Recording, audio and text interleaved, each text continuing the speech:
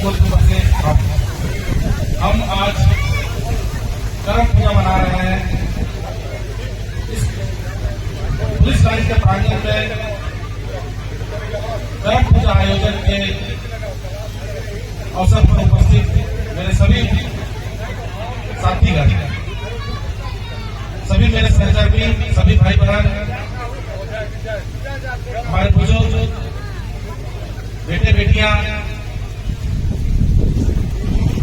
साथी, मीडिया के बंधुओं, सभी को जोहार और करम पूजा की बहुत बहुत बधाई।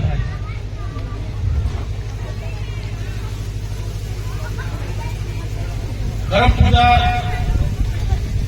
से जुड़ी कई कहानियां हैं। एक छोटी सी कहानी मैं आपको आज बताना चाहता हूँ।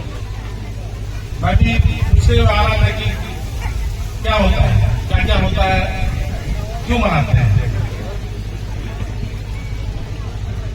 हम आदिवासी और सभी लोग जो भी कुछ पाते हैं वो प्रकृति से पाते हैं। हम प्रकृति की पूजा करते हैं। प्रकृति जो है धरती मां हमें हर चीज जो हमारी जरूरत की है वो हर चीज हम लोगों को उपलब्ध कराती है। इसी से जुड़ा एक करम पूजा मनाने से जुड़ी कई कथाएं हैं, कई कहानियां हैं, लेकिन एक छोटी सी कहानी मैं आप लोगों को बताना चाहता हूं। बहुत पुराने समय में 7 भाई थे। सातों भाई शादीशुदा थे। सातों भाई बहुत बड़ी मेहनत करते थे, खेती बाड़ी करते थे और अपने मेहनत और धरती मां की जो आशीर्वाद है उससे बहुत समृद्ध थे। धान चावल जो भी जिस चीज पर हाथ लगाते थे उसमें समृद्ध, सभी चीजों से समृद्ध थे। वो सातों भाई रोज खेत में बड़ी मेहनत करते थे और सातों भाइयों की पत्नियां जो है वो दोपहर में खाना बनाकर उनके लिए खेत में पहुंचाती थी। ये प्रतिदिन की ये दिनचर्या थी। एक दिन क्या हुआ कि ये सातों भाई खेत में काम कर रहे थे। उनकी पत्नियां जो थी सातों, वो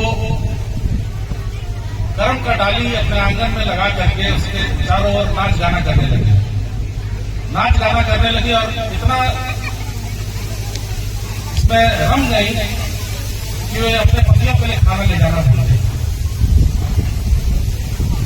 सभी पति जो थे वो भाई लोग जो थे वो काफी इंतजार कर रहे थे, काफी थके हुए थे, काफी लगी हुई थी। अंततः शाम तक पत्नियां जो है खाना लेकर खेत में नहीं है। शाम को लोग लौटे थे तो देख रहे हैं कि सभी भाइयों की पत्नियां जो है वो करम डाल के चारों ओर नाच गाना कर रही हैं। उन लोगों को बहुत गुस्सा आया। उसमें से एक भाई ने गुस्से में करम डाल वहां से निकाल करके फाड़ करके नदी में फेंक दिया। आने वाले दिनों में क्या हुआ कि वो कितना भी मेहनत करते, कितना भी जोर लगाते, वो ना कोई उपज होती, कभी भूखमरी आ जाती, कभी बाढ़ आ जाता है, कभी प्राकृतिक तरह तरह की आपदाएं आ जाती है और उनका रहना खाना मुश्किल हो गया। तब सबसे छोटे भाई को समझ में आया कि उनसे कहाँ गलती हुई है। वो फिर उस नदी की तरफ गया, बहुत खोजा तो उसे करम का डाली मिला। उस डाली को लाया, उसकी पूजा की और उसको अपने आंगन में गाड़ करके फिर पूजा वगैरह किया। फिर सभी भाई, उसकी सभी भाइयों की पत्नियां, सभी लोग आए, अपनी गलती समझे और उसकी करम डाली की पूजा किए। आने वाले वर्षों में उनका घर जैसे पहले समृद्ध था वैसा समृद्ध हो गया। उनकी मेहनत रंग लाने लगी। जितना मेहनत करते उनसे ज्यादा प्रकृति उनको उपज देने लगे। यह प्रकृति का पर्व है। जितना हम प्रकृति से जुड़ते हैं उतना प्रकृति हमको उससे कई गुना ज्यादा हम लोग को देती है। हम लोग जिसका दोहन करते जा रहे हैं, जिसको कभी हम लोग देवता की तरफ पूछते थे, कभी माँ की तरफ पूछते थे, आज सिर्फ उससे हम लोग दोहन कर रहे हैं और इसीलिए हमारा विनाश हो रहा है। ये पर्व हम लोग को यही सिखाता है कि जितना आप अपनी धरती, अपनी प्रकृति से जुड़े रहेंगे, उतना वो बढ़ चढ़ करके हम लोगों को वापस करेंगे। हम फलेंगे फूलेंगे, हमारे बच्चे फलेंगे फूलेंगे। मैं अपने पूरे परिवार की तरफ से आप लोगों को फिर से एक बार बहुत बहुत करम पूजा की बधाई देता हूं और आशा करता हूं कि हम लोग जिस तरह से एक दूसरे से जुड़े हैं, उसी तरह से प्रकृति से जुड़ेंगे, उसका आदर करेंगे, ताकि वो हम लोगों को बिना कुछ मांगे जितना हमारी जरूरत है उससे ज्यादा हम लोग हमारी पूर्ति करेंगे। आप सबों का, सभी का परिवार बड़ा अच्छे से रहे, सेहतमंद रहे, बच्चे अच्छे से पढ़े लिखे, आप अपने माता पिता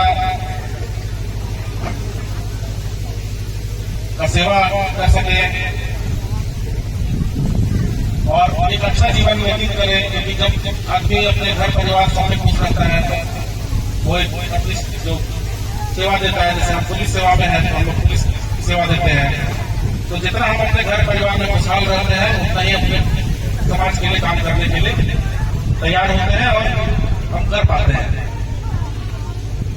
मैं फिर से एक बार करम पूजा की आप लोगों को बहुत बहुत बधाई देता हूं और आशा करता हूं कि आने वाले समय में हम लोग मिलजुल करके बहुत अच्छा से काम करेंगे और एक दूसरे का साथ लेंगे और हमारा काम समाज के लिए है, मानवता के लिए है, हम उसमें